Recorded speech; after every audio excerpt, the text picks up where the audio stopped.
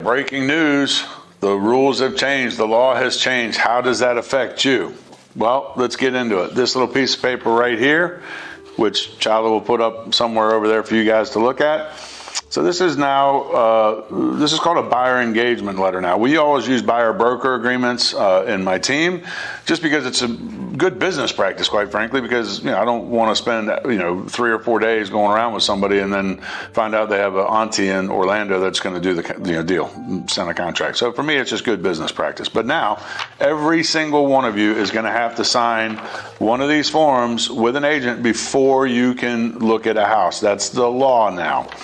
If an agent doesn't get this signed, they could lose their license. So, you're not going to have an option on this. You're going to have to fill out one of these forms. Let's talk about the basics of the form. The basics of the form is that it goes over the length of the agreement, which is so these are basically going to be just like a seller's, contract, like our listing agreements now. So if I sign a contract with you, I'm going to say, okay, Chala, for 1 month, I'm going to represent you trying to find a house. If I can't find your house in that 1 month, maybe you should move on, or we'll re-sign a contract or whatever it is. But, that's the term of what the agreement will be, right? So during that 1 month, I will be your buyer broker, just like I would be somebody's listing agent, right? The terms on that could be anything, could be 1 day, could be 2 weeks, could be a month, could be 6 months, could be a year. I don't recommend anything more than a month, quite frankly, because after a month, if your realtor hadn't found you what you want, you might want to be moving on to another realtor, right? 2 weeks, whatever works for you. But 1 month seems to be what a reasonable timeline, because in general terms, what we've found over the years, and almost 2 decades I've been doing this, is that once you actually are ready to buy, it generally does not take more than 3 to 4 weeks to locate the correct property. Sometimes we can do it almost immediately. Sometimes it takes a little bit longer. Sometimes you go into it thinking you want one sort of thing, but then you find out that's not really what you want. You want something else. So 1 month is a comfortable amount of time. Cancellation, just like any contract in real estate, it can be canceled with mutual agreement, or there's terms that basically go into there saying how this can be canceled and cannot be canceled. Again, this is a form is something that we're going to have to sit down before we do everything. Hopefully at a consultation in the office here, where we can also go over a whole lot of stuff and look at houses and have conversations that save us a lot of time in a car. But anyways, broker compensation, this is the important part. I'm going to read verbatim what it says. We will seek to be paid a commission from the listing broker or from a prospective seller.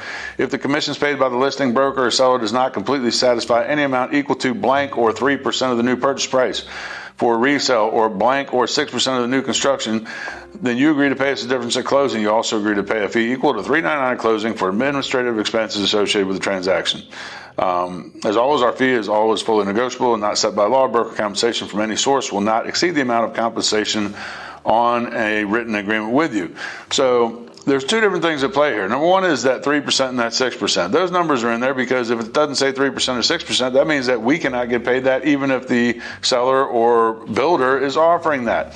So that has to be a set number.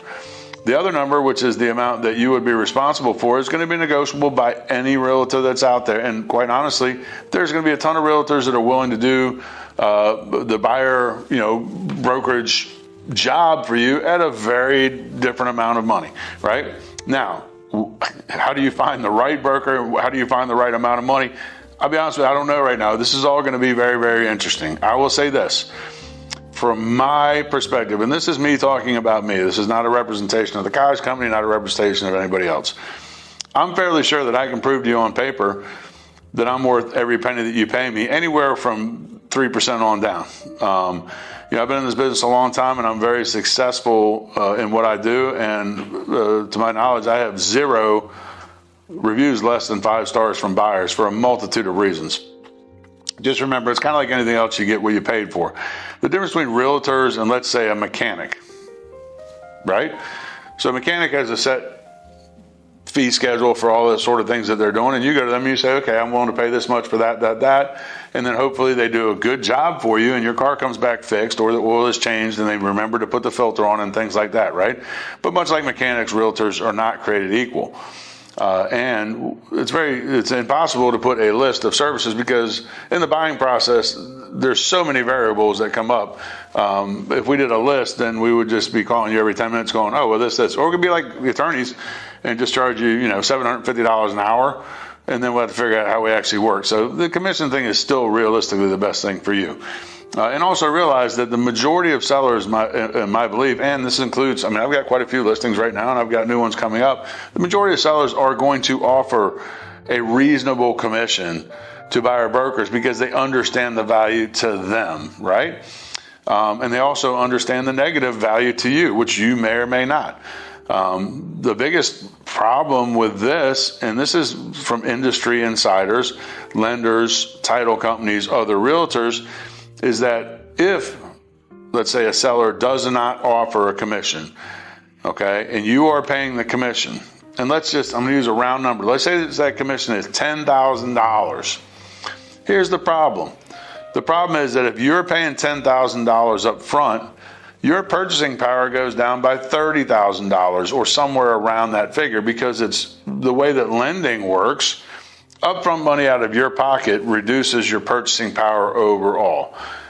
I don't understand the math on that. We've got lenders that do, and they can explain that more fully, but that's one of the things. So now a seller has to look at it realistically and go, well, if their purchasing power goes down by 30,000, but I want to sell my house for this number here, it's 25. Where does that matrix mix, and where does that become advantageous to me to offer an amount of commission? So it's going to be very interesting going forward.